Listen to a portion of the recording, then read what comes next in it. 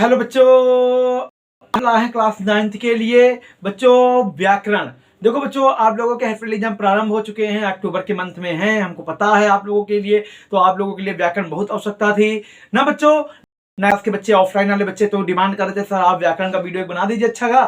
तो आज हम हिंदी की व्याकरण पढ़ाएंगे, संस्कृत की व्याकरण बाद में पढ़ाएंगे, ठीक है, वो सेकेंड भाग में हम पढ़ा देंगे। ये आज हम जो लाए हैं ये आपके वर्तनी, शब्द रचना, समास, मुहावरे। व्याकरण भी क्या होती है, बहुत जरूरी होती है, हैं? आप कहते हैं कि व्याकरण के द्वारा ही हम भाषा के शुद्ध रूप को पढ़ पाते हैं, जान सकते हैं? व्याकरण का नियम बड़ा ही अच्छा होता है। अब बच्चों जैसे कि माना कि 9th क्लास की व्याकरण है बेटा, एक तरीके से देखा जाए कि बहुत सरल है। कक्षा 8-7 में ये भी व्याकरण हम लोग पढ़ते हैं। वर्तनी, शब्द रचना, तस्यम, तद्भव, ये सब शब्द रचना, पर्यायवाची, ये सब इसी के अंतर्गत आता है। समास में भाई, समास में जो पढ़ाऊंगा वो इंपॉर्टेंस वाले ज्यादा पढ़ाऊंगा, ज्यादा वो नहीं पढ़ाऊंगा कि नहीं नहीं पूरे बेटा वही पढ़ाने आया हूं जो आपके पेपर के लिए इंपॉर्टेंस है। कहने का मतलब यह है कि जो पेपर के लिए इंपॉर्टेंस है वही बहुत जरूरी है। तो समास, मुहावरे। अब हम बात करते हैं आज सबसे पहले वर्तनी के। कक्षा 9 रेडी रहना, आप लोगों के लिए ही हम तो क्लास कर रहे हैं। कहने का मतलब आप लोग अच्छे से पढ़िए, ठीक है। चलिए पहले देखिए बच्चा क्या है। अब देखिए बेटा वर्तनी है। सबसे पहले तो आपको वर्तनी जाननी होगी कि वर्तनी होती क्या है। अच्छा देखो, भाषा की जो भाई शब्द क्या होते हैं, हम लोग आधे ज्यादा शब्द आज क्या करते हैं, कुछ ना कुछ गलत जरूर लिखते हैं? कहने का मतलब है कि हम नहीं लिखते हैं, ज्यादातर वर्तनी हम लोग अशुद्ध ही लिखते हैं। तो शुद्ध वर्तनी का हम ज्ञान कराएंगे। शुद्ध वर्तनी बेटा आपके पेपर में शायद आप जो आपका ओमार सीट पे पेपर होना है, वो ओमार सीट में शायद व्याकरण का भी पैटर्न कुछ ऑब्जेक्टिव आता है उसमें से। अभी मैंने देखा नहीं है, मगर बच्चे बताते हैं कि सर व्याकरण की भी क्वेश्चन ऑब्जेक्टिव दे देते हैं सर लोग। तो हम समझते हैं कि बच्चों के लिए व्याकरण ऑब्जेक्टिव टाइप का हम पढ़ा दें कि कैसे क्या है। तो चलिए सबसे पहले हम बात करते हैं वर्तनी पर। देखो मैंने वर्तनी लिख दिया है आप लोगों के लिए। अधीन, स्वाध्याय, भानु, प्रतीक्षा, प्रदर्शनी, कवित्री। मतलब क्या है, क्या ये सारे शब्द मैंने सही लिखे होंगे बच्चा? क्या आपको लगता है इसमें सारे शब्द सही है? नहीं। कहने का मतलब है कि सारे शब्द सही नहीं हो सकते हैं ना। तो कहने का मतलब क्या है, ये मैंने अशुद्ध शब्द लिखे हैं। देखो फोकस करो, देखो मैंने अशुद्ध शब्द कैसे कैसे लिखे हैं। क्या अधीन होता है, अधीन होता है या आधीन? स्वाध्याय होता है या स्वाध्याय? भानु होता है, भान होता है। तो देखो बेटा जो मैंने शब्द लिखे हैं वो सारे अशुद्ध हैं। ये बेटा आपकी जो वर्तनी है ये अशुद्ध है।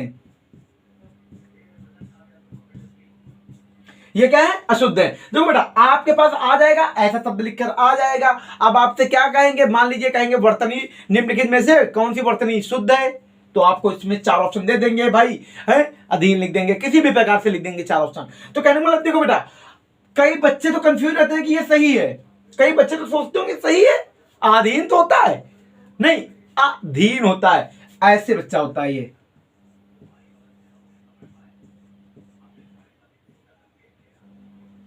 अधीन, ठीक है, ये अधीन है, ये अधीन है, अधीन। तो बच्चों क्या है, अब जैसे स्वाध्याय, स्वाध्याय थोड़ी होगा, स्वाध्याय। जैसे ये बच्चा तुम्हारा सही रूल है। कहने का मतलब आपको ऐसे लिखना है। ये तो अशुद्ध है, ये बच्चा क्या है, ये आपका अशुद्ध है और ये आपका शुद्ध रूप है बच्चा। ये आपका शुद्ध, ये अशुद्ध। अब भाई भान, अब लोग कहते हैं नहीं भानु तो सही लिखा है। अब कहने का मतलब है लोग कहते हैं कि नहीं नहीं यही सही लिखा है। नहीं बच्चा, हम लोग जो वर्तनी हमारी जो मानक भाषा होती है ऐसे होती है। भानु, भानु नहीं होता, भान होता है? कहने का मतलब क्या, बच्चे सोचते हैं कि नहीं नहीं यही सही है। बच्चा हम लोग बता तो ना है कि हम लोग शब्द आज के समय में सही लिखते ही नहीं है? अब जैसे देखो प्रतीक्षा लिखा है, कोई भी नहीं कह सकता कि प्रतीक्षा गलत है। कोई, सब बच्चे का टिक लगा कहेंगे ये सही है, मगर ये नहीं होता है। प्रतीक्षा ये होता सही बच्चा। अब बच्चे क्या सोचते हैं, नहीं नहीं नहीं यही सब सही है, बाकी और सब सही है। मतलब हमें बच्चा, जब हमें सही तरीके से व्याकरण का ज्ञान होगा तभी तुम सही गलत समझ पाएंगे, गलत सही क्या है। अगर मैं फास्ट पढ़ा रहा हूं तो कमेंट में जरूर कहना, नेक्स्ट वाली जो संस्कृत व्याकरण पढ़ाएंगे उसमें हम धीमी गति से पढ़ाएंगे, अगर मैं फास्ट पढ़ा रहा हूं बच्चा। अब प्रदर्शनी, अरे ये तो आता है, देव कह रहा सर ये तो सही है। अरे भाई कैसे कह दिया तुमने प्रदर्शनी? आपका जो होता है ऐसे होता है, ये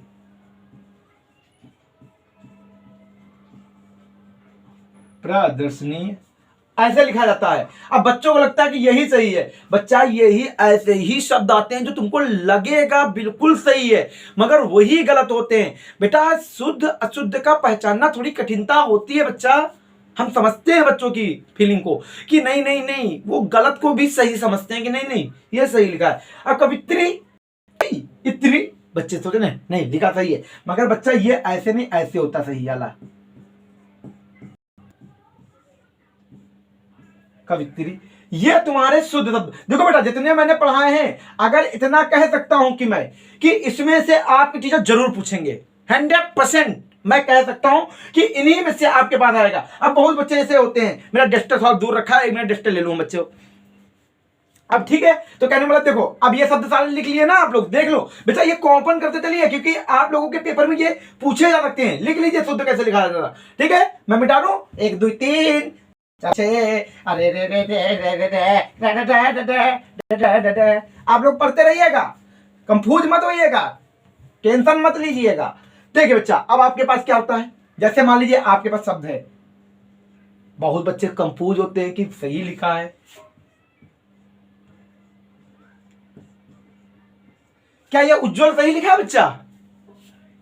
भैया राज बताओ बेटा, क्या उज्जवल सही लिखा है? हैं प्रिंस, तुम नहीं बता रहे, नहीं सर गलत है। तो भैया कैसे लिखा जाएगा बताओ? आप बता रहे बच्चे कि शुद्ध ऐसे होगा, उज्जवल मतलब जा दोनों आधे आधे बनेंगे। तो कहने का मतलब क्या है, ऐसे ही आपके पास वहां शब्द आएंगे जो अशुद्ध शुद्ध पूछे जाएंगे, आपसे ऑब्जेक्टिव में पूछेंगे तो ऐसे। अब बहुत बच्चे देखो क्या लिखते हैं, बहुत बच्चे कंफ्यूज ही रहते हैं, कहते आशीर्वाद ऐसे लिखा जाता है। कई बच्चे लिखते हैं आशीर्वाद ऐसा, मगर नहीं बच्चों, आशीर्वाद शुद्ध है।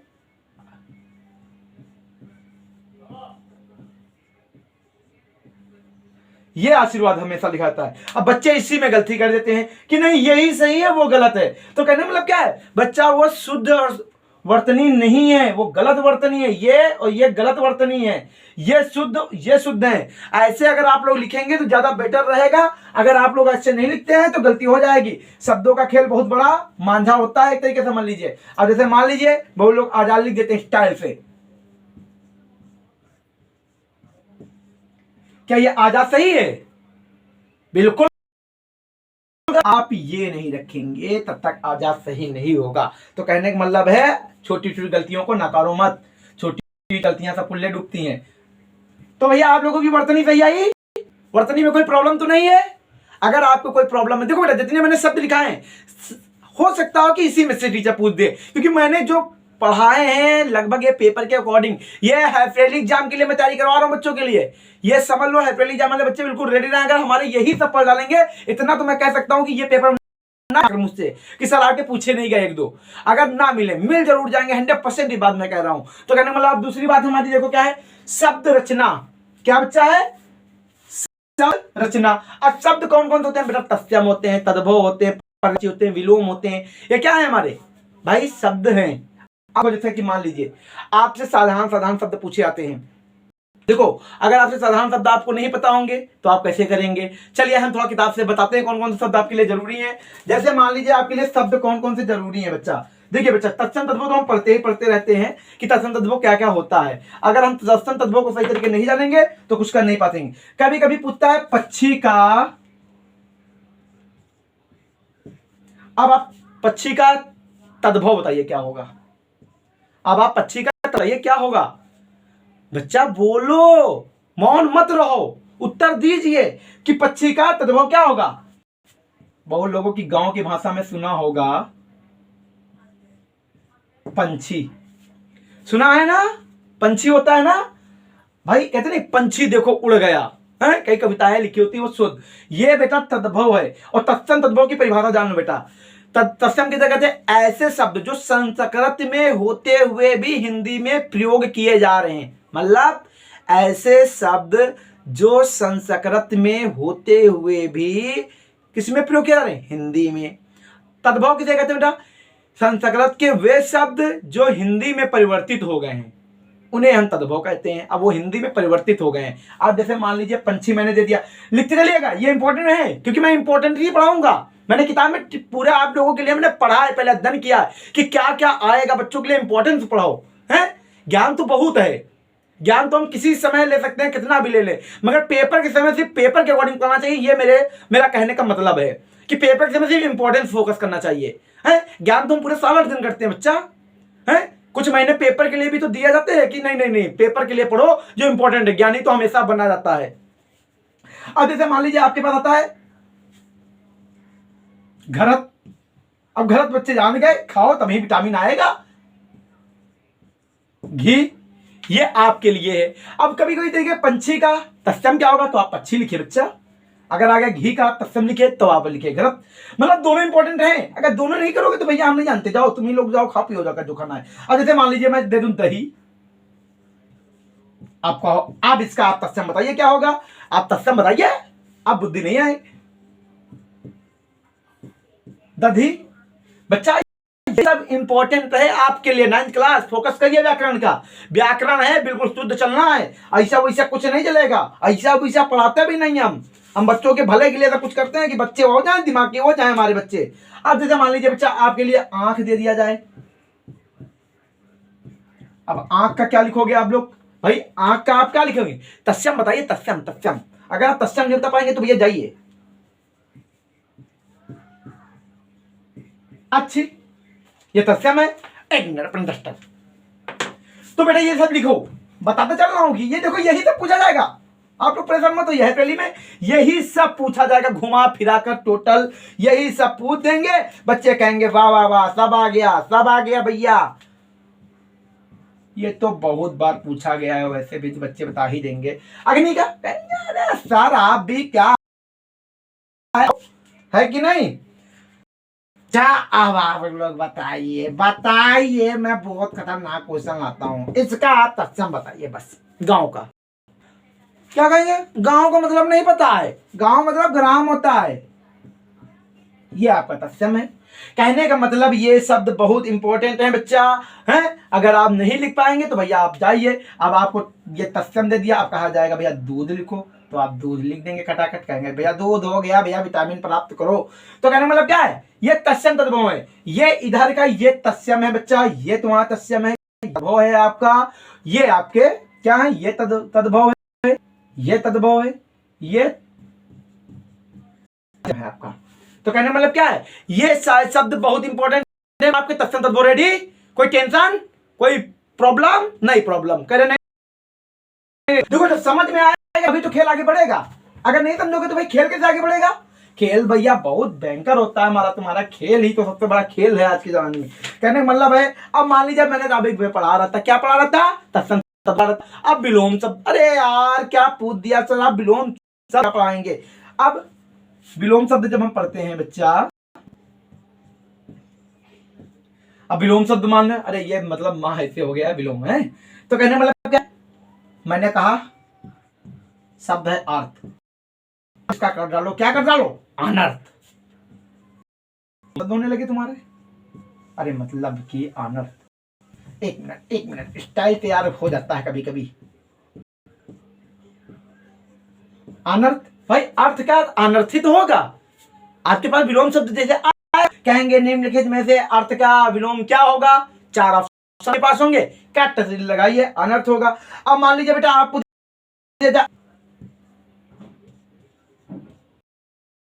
दे दिया जाए आज्ञा, तो आप क्या करेंगे? अवज्ञा। देखो बेटा जो मैं कोशिश करना चाहता हूं कि जो पेपर में पूछा थे वही मैं पढ़ा रहा हूं ना।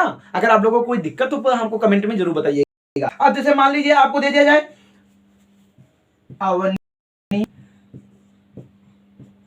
आप क्या कहेंगे? आप अरे अवनी का डायरेक्ट अंबल लिखो, काम खत्म। देखो बेटा, जो विलोम शब्द आपको मैं लिखा रहा हूं वो कोशिश करना कि आप यही पढ़ के जाएं। ज्यादा से ज्यादा टीचर यही पूछता है, और कई बच्चों को तो विलोम शब्द आते हैं कि 8-7 यार हरदम विलोम शब्द पढ़ के गए। अगर ये ना है तो भैया आप नहीं जानते कि आप लोग 9th में क्या कर रहे हैं। अगर 9th में ऐसा चलेगा तो भैया कुछ नहीं होगा। अब अनाथ का बच्चा क्या होगा आपके पास, एक सेकंड मिटा दो पहले। अनाथ का आपके पास क्या होगा, कहने का मतलब है कि आप अनाथ के लिए क्या करेंगे। जैसे मान लीजिए मैं आपको अनाथ दे दूं, अनाथ का क्या होगा, सनाथ। कहने का मतलब है फोकस करते रहिए, यही सब शब्द पूछे जाएंगे। अब आप ना उत्कृष्ट अगर आपको दे दी जाए, अरे उत्कृष्ट तो क्या होगा, निकृष्ट। तो आपके पास ऐसे ही कई प्रश्न आएंगे जो आपको करने होंगे। अब बच्चा आप लोग अगर नहीं पढ़ेंगे सही तरीके तो भैया कैसे होगा, पहले मैं बताइए हैं। अगर आपसे पूछे उपकार का, अपकार, कहने का मतलब है कि जो आपके पास है वो बहुत इंपॉर्टेंट है। अगर आप लोग ऐसे बेटा नहीं करेंगे तो मुझे नहीं लगता कि आप लोग कर पाएंगे। अगर आप लोग करना चाहते हैं तो मेहनत बहुत करिए, क्योंकि बिना मेहनत के बेटा कुछ नहीं होगा। कृतज्ञ, अगर आपके पूछा कृतज्ञ तो क्या होगा, अगर आपसे पूछा जाए कृतज्ञ तो क्या होगा, कृतज्ञन। मतलब एक उपकार को मानने वाला, एक उपकार को ना मानने वाला। तो कहने का मतलब ऐसे ही शब्द आपसे पूछे जाएंगे। बच्चों आपके विलोम शब्द मैंने पढ़ा दिए हैं, अगर आप विलोम शब्द समझ गए हैं तो आगे हम बढ़े। ठीक है, देखो कोशिश करोगे तभी आगे बढ़ पाओगे, बिना कोशिश के कोई कामयाबी बेटा हासिल नहीं होती है। कहने का मतलब है अपनी सोच बदलो, सोच बदलोगे तो विचार बदलेंगे, विचार बदलोगे तो आपके कर्म बदलेंगे, अगर आपके कर्म बदलेंगे तो आपका लक्ष्य बदलेगा, और आपका लक्ष्य बदल गया आप सफलता पा गए। कहने का मतलब यही है। अब आपके पास बेटा जैसे क्वेश्चन आते हैं पर्यायवाची, पर्यायवाची वैसे तो आप लोगों के लिए बहुत इंपॉर्टेंस है, वैसे आप पढ़ते पढ़ते हैं। देखो पर्यायवाची पूछे किसके आते हैं, पहली बात जानो पर्यायवाची, अमृत, अग्नि, इंपॉर्टेंट, नदी, समुद्र, ये इंपॉर्टेंट मैं बता रहा हूं, बादल। टीचर कहीं भी पूछ देता है और हम लोग सोचते हैं नहीं नहीं नहीं नहीं यही सबसे सरल है, अब यही सब कुछ करेंगे। अगर हम ऐसे करने लगेंगे तो ठीक। कमल, गणेश जी, मतलब गणेश जी। तो कहने मतलब क्या है, जल। ये तुम्हारे इंपॉर्टेंट, मैं बता रहा हूं कि इनके आपको पर्यायवाची पढ़ने हैं, मैं लिखूंगा नहीं, आपको इसके पर्यायवाची वही करने हैं। क्या प्रॉब्लम है, लिखने में क्या जाता है हमें। गंगा पूछा जा सकता है आपसे, ये सब पढ़ो भाई। अगर आप कोशिश नहीं करेंगे कुछ भी नहीं कर पाएंगे। अब आपसे सूर्य का पूछा जा सकता है,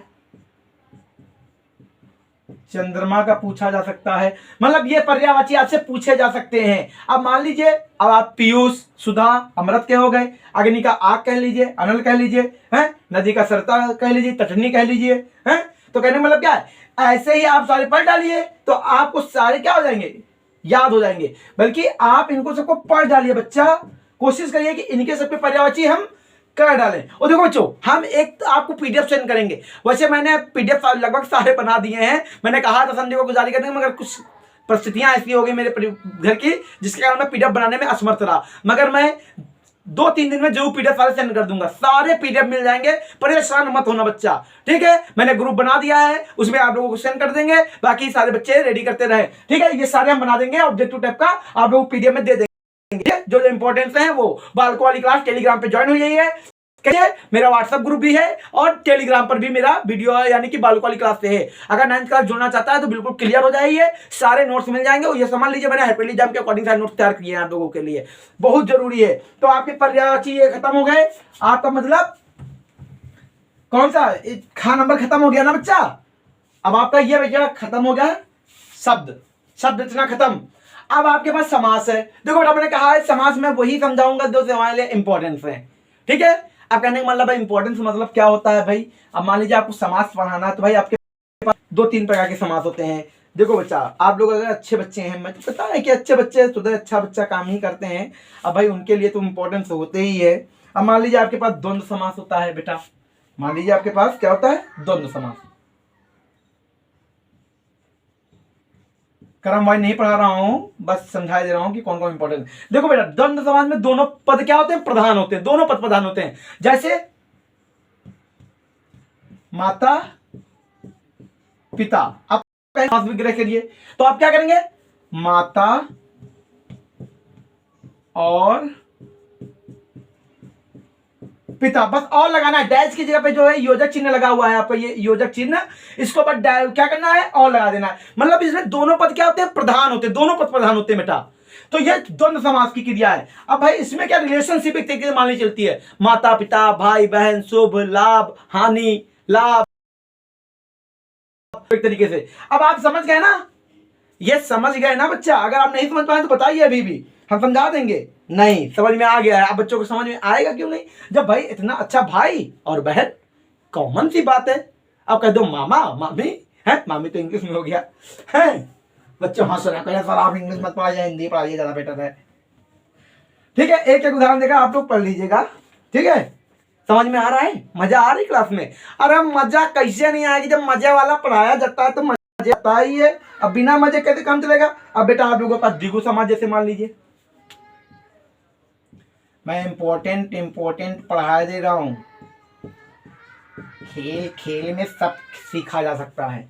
द्विगु समास बेटा ये संख्यावाचक होता है, क्या होता है, संख्यावाचक। अब मान लीजिए नवरत्न कह दिया जाए तो नौ रत्न, नवरत्न का नौ रत्नों का समूह, चार राहों का समूह है। अब कहने मतलब ऐसे ही तो पूछेंगे, ठन्नी 8 आनों का समूह, सप्ताह 7 दिनों का समूह, बस ऐसे दुख समास तुमको करना है। अब ये लीजिए बेटा, अगर इतने साधारण चीजें आप ना समझ पाए तो भाई आप 9th में पढ़ना क्या है फायदा? कहने मतलब छोटी छोटी चीजें तो समझ ही जाएंगे, नवरत्न हो जाएगा, समास हो जाएगा। कहने का मतलब क्या है, ये समास है तुम्हारे। अच्छा बेटा मैंने एक कॉमन रख लिया तत्पुरुष समास, और अव्ययी समास जो है तुम्हारा वो मैं बाद में समझाऊंगा। कहने का मतलब इसलिए नहीं समझा पा रहा हूं मैं उसको, क्योंकि उसको भी थोड़ा हमको पढ़ना है, थोड़ा जानना है उसके प्रति, क्योंकि मुझे थोड़ी जानकारी उसके प्रति ज्ञान करनी है, तब मैं तुमको बढ़िया से समझाऊंगा। उसके लिए उसको हम संस्कार समझा देंगे, परेशान मत होना। ठीक है बच्चों, अब आपके सामान्य भाई कर्मधारय समास जो होता है, कर्मधारय समास क्या है, जैसे मान लीजिए आपको पीताम्बर, पीले हैं जिसके बस, पीताम्बर मतलब क्या होता है? अब कह जाए नील गाय, नीली है जो गाय, कहने का मतलब ऐसे ही तो है। कहने का मतलब उसमें सरल सरल आता है, कोई भाई नीला अंबर है, नीला है जो अंबर, कहने का मतलब वही तो हुआ, नीला है जो का ज्यादातर प्रयोग होता है उसमें। तो आपके समास आपके खत्म हो गए, मतलब पूर्ण तरीके नहीं खत्म हुए, हम आए अभी 2 समास, वो हम बाद में पढ़ा देंगे। मुहावरे, मुहावरे लोकोक्तियां, मतलब एक तरीके से मुहावरे में क्या होता है भाई, मुहावरे जो होते हैं आपके लिए बहुत होता है। जैसे मान लीजिए आंखों का तारा होना बहुत प्रिय हो, श्रवण कुमार क्या थे, अपनी माता पिता के आंख के तारे थे।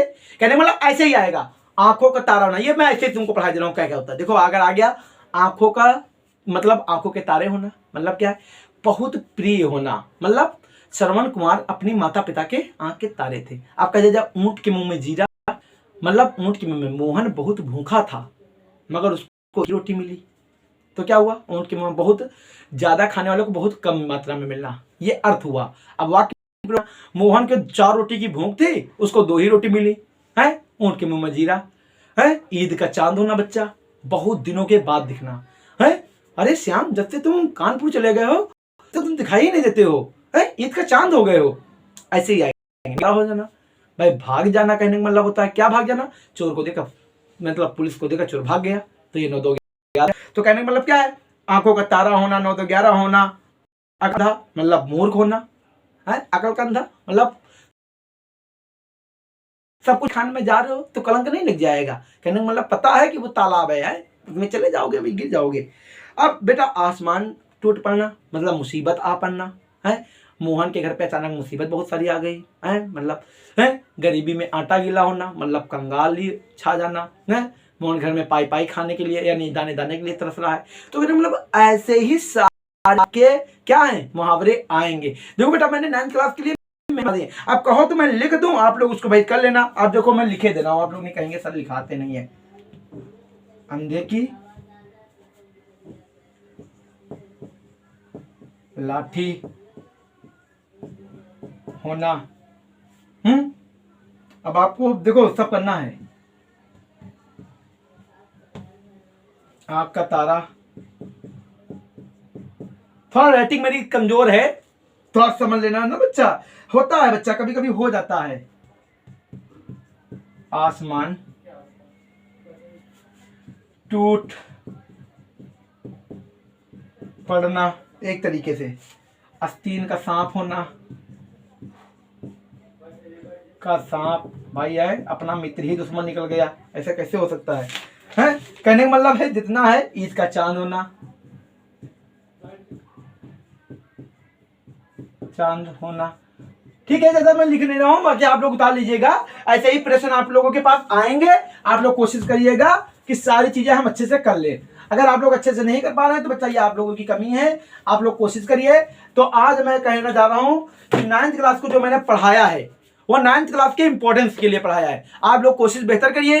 अगर आपको वो ये क्लास बहुत बढ़िया लगे तो आप लोग बेटा लाइक शेयर कमेंट जरूर करिएगा। 9th क्लास बहुत फोकस करिए बच्चा, है कहने का मतलब मेरा कोटेशन है, याद कर लो बेटा, मेरा कोटेशन है, आपकी सोच सबसे बड़ी शक्ति है। अगर आप अपनी शक्ति को जगा लेते हैं, जागृत कर ले जाते हैं, तो आप दुनिया की हर चीज जी सकते हैं। विवेकानंद जी ने कहा था कि हर मनुष्य में एक शक्ति छिपी होती है और वो शक्ति को जागृत करने की एक कला होती है कि अपनी शक्तियों को जगाओ। सारी शक्तियां हमारे अंदर ही छिपी हुई हैं, बस उनको जगाना बहुत जरूरी है। तो 9th क्लास रेडी, आप लोग बहुत अच्छे से पढ़िए। मेरी शुभकामनाएं है कि आपकी परीक्षाएं बहुत उत्तम हो। हैं बाकी अगली क्लास में हम मिलते हैं संस्कृत की व्याकरण में। Bye bye, Tata.